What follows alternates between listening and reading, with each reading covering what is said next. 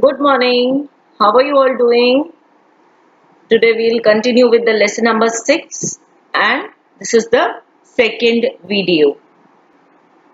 In the earlier video, we saw that how the Britishers they came to India, they started trading with India and then they captured all the business also of the Indians. The farmers, they were very much tensed that how would they carry out their living, because how would they earn their bread, because Britishers were going on charging revenue tax, that is tax on them, even if there was no income. We also saw that how the handloom industries and different other industries, cotton textile industry, all these industries they were captured by the Britishers. They used to take away the raw material from India and they used to manufacture the goods in foreign, that is in England, and then they used to come back and sell the same product in India itself. So we saw that how the peasants they were worried. Here in this picture also we can see that all the artisans means people who earn their living with a very small cottage industry. That means the cobbler, we can see here the potter as well as the welder. How these people are worried, tensed, sitting idle, thinking that what will happen, because they were hardly able to earn anything and they had to go on paying taxes for which they had borrowed lot of money as debts from the money lenders. Money lenders से उन लोगों ने बहुत सारा उधार ले लेकर Britishers को उन्होंने रेवेन्यू या टैक्स चुकाया. But how would they repay this debt? Because there was hardly any earning. So in this picture we can see how these people are worried. Now let's begin with the chapter. With the help of the raw materials produced in India and the money collected from India, the business and industries in England prospered. Obviously, they used to collect all the revenue and money from India and they used to they used to make more money by selling the Indian products to Indians itself. They used to collect all the raw material and send that to England. So what will happen? The business and industries of England prospered. Prospered means flourished. Their mills started progressing. The cloth manufactured in England was imported in India without levying any duty on it, whereas there were taxes up to 80% on the cloth manufactured in India. See, this we had seen in the first chapter also, that how the Britishers they used to sell in India the materials which were produced by them, the finished goods which were produced by the British traders, they used to sell in India without any taxes. Okay, and the material which was produced in India, manufactured in India, that was sold with taxes on it. You are understanding the difference. Suppose if you are buying 1 meter of cloth, okay, and that 1 meter, the cost of that 1 meter is, for example, 30 rupees. The British merchant can sell that cloth in 30 rupees itself because he is a British. While the Indian merchant will have to add 80% tax on it and then sell it to you, maybe say 40 or 50 rupees. So obviously, which material is cheaper for the customer to buy? Material is same, only the manufacturing is different. That means Indian trader is selling the goods which are produced in India, which they have to sell in 50 rupees, क्योंकि उस पे 80% tax भी उनको जोड़ना है. While the British trader, they have to sell only in 30 rupees because they hardly have to pay any tax. You understood the difference. So customer, if you are the customer, what will you buy? You will be not worried about whether the material is produced in India or whether it is produced in England. You will see the cost of the material. Okay, 30 rupees hai to cheaper hai, I will buy that product. Okay, in this way people were more attracted to buy cheaper products because they were because they had to give less amount even if they were manufactured in England. In this way, what will happen? The Indian traders, okay, their we can say profits went on decreasing. Hardly any customer would buy their products. What will happen then? Slowly and gradually, their businesses started deteriorating. They started making more and more losses. और loss होगा बहुत ज्यादा तो क्या होगा, वो business shut down करना पड़ेगा. So this is what happened with the Indian traders. As a result, textile made in India became costlier in the Indian market itself. You understood? India में बना हुआ material Indians ही नहीं खरीद रहे हैं, तो how the traders would earn profit. The Indian handicraft and cottage industries could not withstand the competition and they could not sustain themselves. That means they started deteriorating. उनका business ठप होने लगा, धीरे धीरे वो business बंद हो गए. You understood the concept? This is how the Britishers wanted to make India come to their knees. India को अपने घुटनों पे कैसे लाएंगे, उनका business कैसे बर्बाद कर देंगे. This was the main, motto, main ambition of the Britishers. So the Indian traders could not sustain themselves. And what happened? Many skill-based industries of our country like textile industries, glass, paper, mineral, shipping, building, etc. Shipbuilding, etc. got ruined. Ruined means barbad ho gayi due to the policies of the British. These were the cruel policies of the British where the Indians have to pay more taxes whereas the British traders did not have to pay a single penny as tax. Lakhs of skilled workers became unemployed. Gradually, the poor workers of the rural areas of India became poorer. So, they were poor and they went on becoming more and more poorer. Why? Because, as I explained, their products were not sold in the market. No customer would buy such a expensive product. So, they went on becoming unemployed. With such policies, what will happen? There was suspicion about the reforms. Suspicion means उनको शक होने लगा कि Britishers were doing all this purposely. They wanted Indians to suffer. That is why they had created such reforms. Then came the most liberal Governor General and he was Lord William Bentinck. When William Bentinck came to India, liberal thinking was getting its stronghold in England. This way of thinking slowly reached India. The British rulers started taking interest in the lives of people of India. Lord William Bentinck became quite popular in India by introducing few beneficial reforms. So, liberal thinking started in India. Liberal means we can say a governor general who thought not only of the British but also for the betterment of Indians. He was the only governor general who was so liberal जो सोचता था कि India में हमारा राज, England का राज या British राज सिर्फ इसलिए नहीं है कि हम उनको लूटें या उनसे ज्यादा पैसे कमाएं, पर हमारा राज ऐसा भी होना चाहिए कि इंडियंस को भी फायदा हो. Okay, so what happened? The British rulers started taking interest in the lives of people of India. Indian लोगों की लाइफ्स में भी उनका इंटरफियरेंस, उनका अच्छा सोचना चालू हो गया. Lord William Bentinck became quite popular in India by introducing few beneficial reforms. Beneficial for whom? For the Indians. क्योंकि अभी तक तो ब्रिटिशर्स सिर्फ अपने फायदे के बारे में सोच रहे थे. When Lord William Bentinck he came as the Governor General, he thought about the benefit of Indians as well. During his time, Indians started getting jobs in the company administration. So Indians also started getting or serving in the British company. Indians were allowed to use their mother tongue in the court of law. Rajaram Mohan Roy and other social reformers were constantly making efforts to stop the evil practice of sati.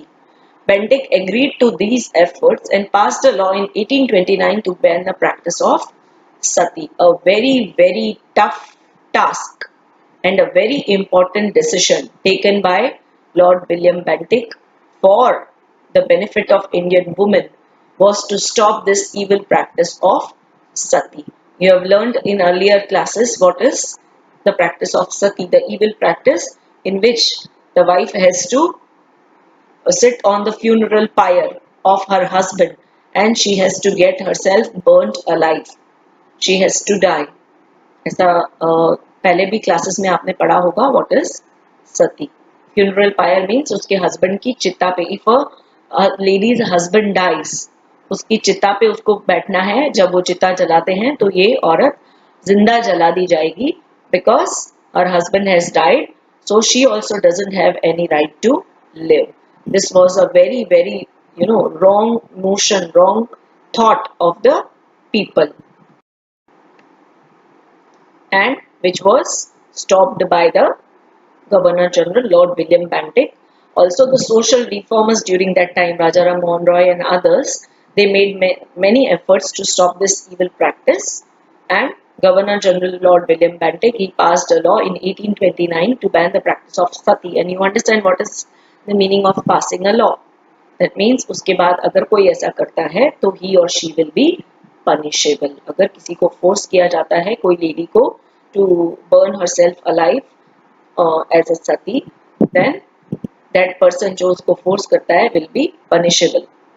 During the time of William Bentinck, the English rulers tried to eradicate the social evils as per the will of the social reformers. The orthodox class witnessed these reforms with suspicion. So Lord William Bentinck, he actually thought of eradicating such things. But what happened? The orthodox class of that time, the people who were in such beliefs, who were superstitious, जो पुरानी बातें बहुत ज़्यादा मानते थे पुराने ज़माने के लोग, they thought that they are called orthodox. So they thought that Lord William Bentinck is trying to or the Britishers are trying to play with our emotions, trying to play with our Vedas, because they believe that this system is made by the Vedas, by the God. But that was not true.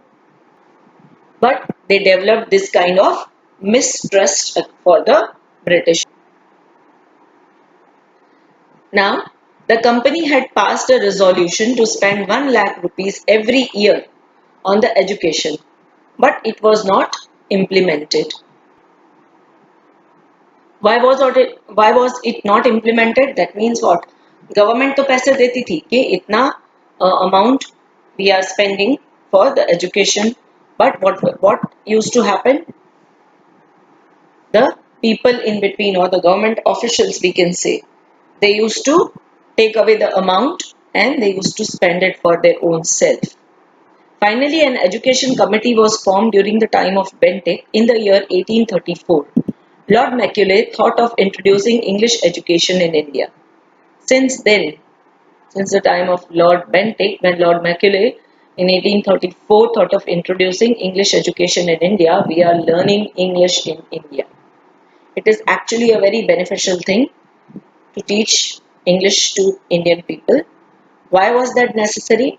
Because if the Indians would learn English, they would be helpful to the Britishers or in the British East India Company working as administrators or clerks or different other jobs can be given to the people of India. So actually, in one sense, we can say that it was profitable. However, the educational method advocated by Macaulay could not benefit the youth. So it was not actually so much beneficial. Why? Indians lost the advantage of acquiring the ancient knowledge and skill developed by their forefathers. The ancient knowledge of Sanskrit, which was developed by their forefathers. The Indians could not acquire that knowledge and skill. The method ancestors means forefathers. The method of British education system was opposed by a number of intellectuals, and Mahatma Gandhi called it as to give millions a knowledge of English is to enslave them. So, if Gandhiji believed that if Indians are taught English, it is we are going on becoming slaves of the Britishers, and which was not wrong, because what happened? See, they were teaching us English, teaching Indians English. Why? So that they can work for the British. हमारे फायदे के लिए English नहीं सिखा रहे थे हमको English इसीलिए सिखाई जा रही थी इंडियंस को, ताकि हम वो इंग्लिश पढ़ के उनकी नौकरी कर सके, उनकी ईस्ट इंडिया कंपनी में नौकरी कर सके. सो वी अंडरस्टूड अल्टीमेटली तो हम नौकरी कर रहे थे. So that is what Gandhiji thought, that it was enslaving the Indians, that by receiving English education we have enslaved the nation. Later, 3 universities were established in 1857. Universities means colleges. The Britishers could get educated workforce due to the introduction of English education. See, this was their main target, main ambition. They could get educated workforce. What does that mean? Educated Indians who are educated in English. Workforce मतलब वो लोग जो उनके लिए काम कर सकें. Understood? Alongside, it also developed nationalistic thinking among the educated Indians.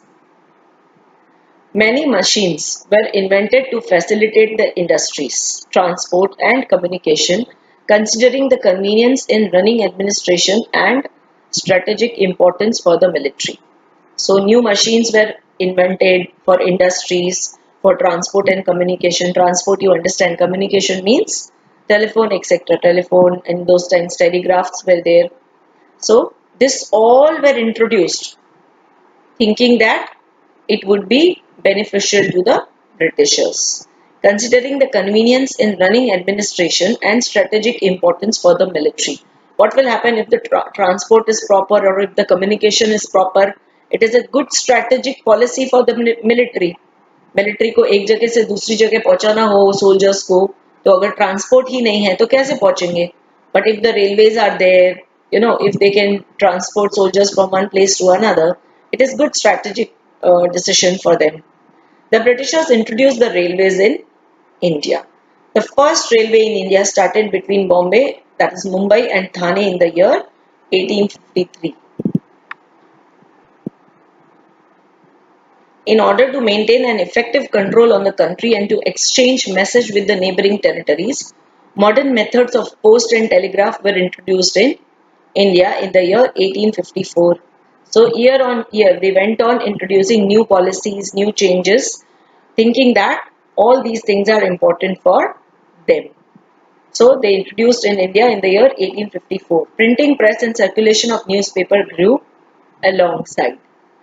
These reforms were actually for the convenience of the British rule in India, but it turned out to be a blessing in disguise for the growth of nationalism in India. The class that acquired the English educations spearheaded the social reforms and nationalism in India, since they were more familiar with the contemporary developments in the world around. The post and telegraph brought people closer. So you understood all these reforms, they were actually introduced for the benefit of the Britishers. But what happened lately when the Britishers left India? अपने साथ अपनी train और उनकी पटरियां तो उठा के नहीं लेके जाएंगे. It was ultimately, helpful to the Indians. Later on, all the post and telegraph, whatever they developed, all this was beneficial to people of India. English education अगर उन्होंने introduce किया to think that Indians would be helpful to them, but this English education only helped us till date. It is helping us to know what is happening around in the world because India now English is considered as international language. सोचो अगर हमको English नहीं आती हमको कैसे पता चलता है यूएस में क्या हो रहा है अमेरिका में या रशिया में क्या हो रहा है या यूरोप में क्या हो रहा है ऑस्ट्रेलिया में क्या हो रहा है हमको ये सब कैसे न्यूज़ पता चलती है वहाँ की न्यूज़ तो इंग्लिश में होती है so we come to know everything which is happening around throughout the world only because we know English. So all of you should thank Lord Macaulay because of him we have learnt English now.